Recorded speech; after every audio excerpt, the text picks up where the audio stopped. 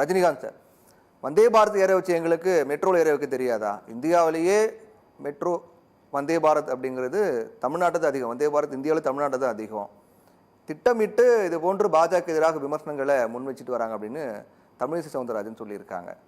சரியான தரவுகள் கொடுக்கல, அதன் அடிப்படையில் நிராகரிக்கப்பட்டிருக்கு ஒன்று.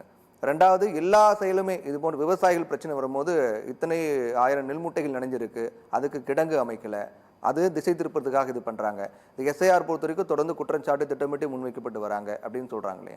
தொடர்ந்து பாஜகவுக்கு எதிரான ஒரு பிம்பத்தை உருவாக்கிட்டு இருக்காங்க குற்றச்சாட்டு மூலமா. தமிழிசை சவுந்தரராஜன் சொல்ற அந்த புள்ளி வரும் தவறான புள்ளி வரும்.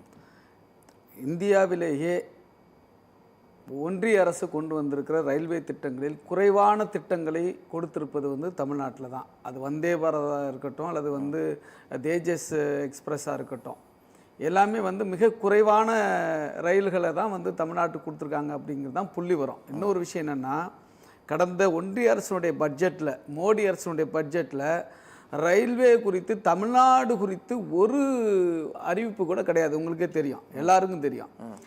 அதாவது பீகாருக்கு வாரி வாரி வழங்கினாங்க, அப்போ பீகார் எலெக்ஷன் நடக்கலை. ஆந்திராவுக்கு வாரி வாரி வழங்கினாங்க, அப்போது தேர்தல் நடக்கலை. ஆனால் எங்கள் தமிழ்நாடு என்கிற பெயர் கூட ஒரு பட்ஜெட்டில் இல்லைன்னு சொன்னாக்கா அது ஒன்றிய அரசு கடந்த பிப்ரவரியில் தாக்கல் செஞ்ச பட்ஜெட்டில் தான். இது எப்படி தமிழ்நாட்டுக்கு ரயில்வே உள்ளிட்ட எல்லாத்தையும் அதிகமாக கொடுத்துருக்காங்கன்னு தமிழிசை சவுந்தரராஜன் எந்த புள்ளி வரத்தின் அடிப்படையில் சொல்கிறாங்க? அப்பட்டமான தவறான தகவல், தவறான செய்தி.